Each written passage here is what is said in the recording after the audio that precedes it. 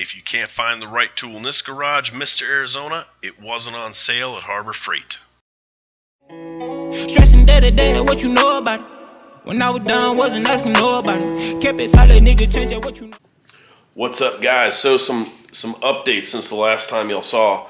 I yeeted my license plate out in the neighbor's yard, and I picked up the motor, Freedom motor, from Texas Speed.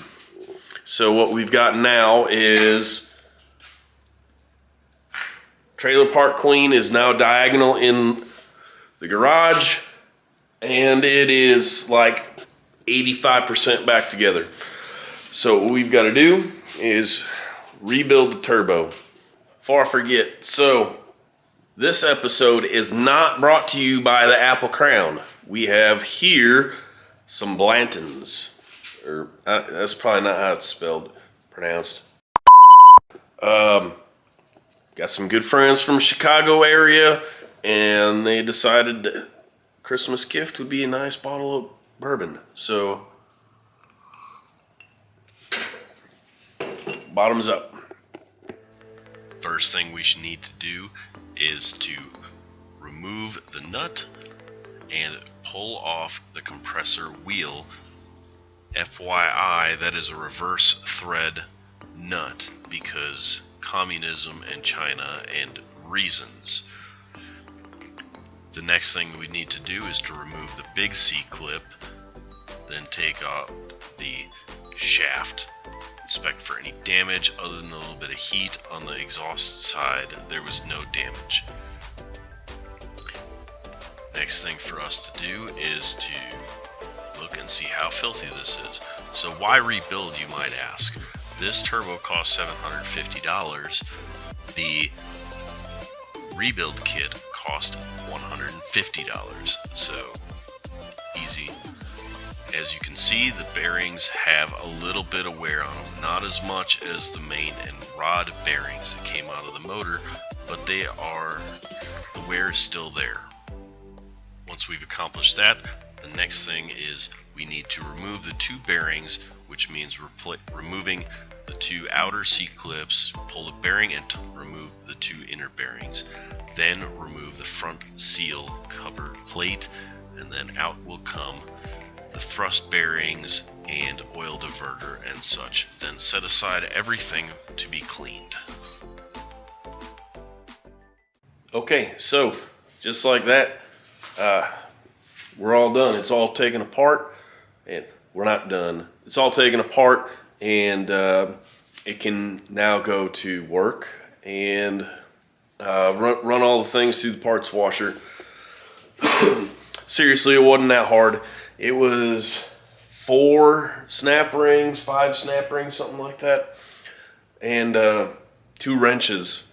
So now, once I get like the housings and the wheels cleaned up, it's just a matter of putting new bearings and thrust washer, stuff like that.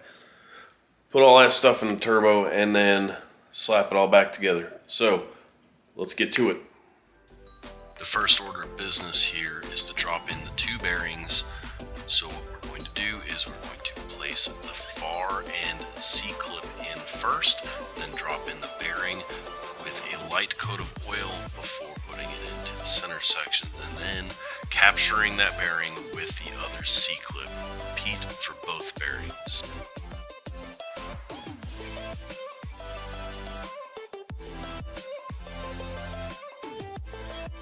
Once we have our bearings in place, we're going to lightly oil and install our thrust washers and thrust bearings. And when we install our thrust bearing, make sure that you line up the hole in the little plate with that roll pin that is in the center cartridge. Next, we are going to install and lightly oil the piston ring seal. It's going to be the smaller of all the seals that come in your rebuild kit. Install that, and then it will go and get installed into the front seal plate. Your next order of business is going to be installing a new O-ring on your front seal plate. then dropping in the oil diverter, and then pressing in the front seal plate into the center cartridge, which is going to be a real cunt since the O-ring is going to catch on that machined groove where the large C-clip sits. Once your front seal plate is in, install the large C-clip.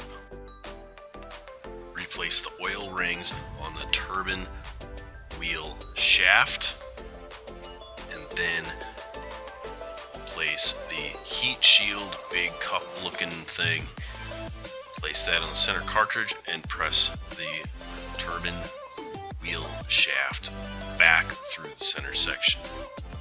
You are now ready to press the compressor wheel back onto the shaft, then use some red Loctite and tighten the nut back down.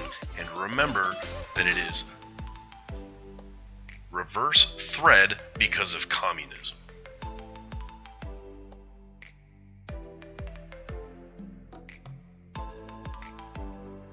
Let's take a second to admire the Motion Raceworks sexiness of their T4 S400 GT55 Turbo Low Pro Oil Feed Flange and T4 T6 Turbo Drain Oil Flange.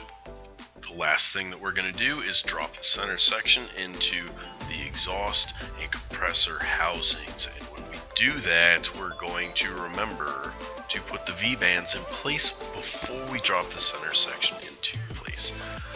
Then tighten everything up, and then you're ready to put it back in the car and whoosh all that you can whoosh.